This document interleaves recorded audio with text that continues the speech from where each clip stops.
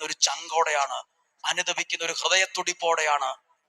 നിങ്ങൾക്ക് നിങ്ങളുടെ കുടുംബത്തിനും എന്തൊക്കെ സംഭവിച്ച് ഈ നാളുകൾ വരെ സംഭവിച്ച് തോറ്റു തുന്നം പാടിയ ഒരാളാകട്ടെ, പരാജയപ്പെട്ട് തകർന്ന ഒരാളാകട്ടെ, ഇന്ന് ഞാൻ തീരുമാനിക്കുക, എൻ്റെ കാൽ ചുവടുകൾ കുറച്ചുകൂടെ ഞാൻ അങ്ങോട്ട് പോകും, വരുന്നത് വരട്ടെ എന്നല്ല ഞാൻ തീരുമാനിക്കുന്നത്.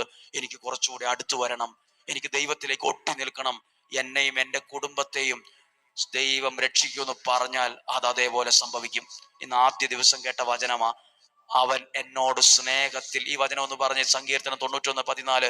എൻ്റെ ദൈവത്തോട് സ്നേഹത്തിൽ ഒട്ടി നിൽക്കുന്നിടത്തോളം കാലം ദൈവം എന്നെ സംരക്ഷിച്ചുകൊണ്ടിരിക്കും. ഒരു മന്ത്രവാദിക്കോ കൂടോത്രക്കാരനോ ക്ഷുദ്രപ്രയോഗക്കാരനോ അസൂയാലുവിനോ ചതി ചെയ്യുന്നവനോ പാരവയ്ക്കുന്നവനോ കുശുമ്പ് പറയുന്നവനോ ഒന്നും നിന്നെ ഉണക്കാനോ നിന്നെ ഇല്ലാതാക്കാനോ സാധ്യമല്ല. കാരണം നീ സർവശക്തനായ ദൈവത്തോട് ഒട്ടി നിൽക്കുന്നവനാണ്. പറയാൻ ധൈര്യമുണ്ടോ?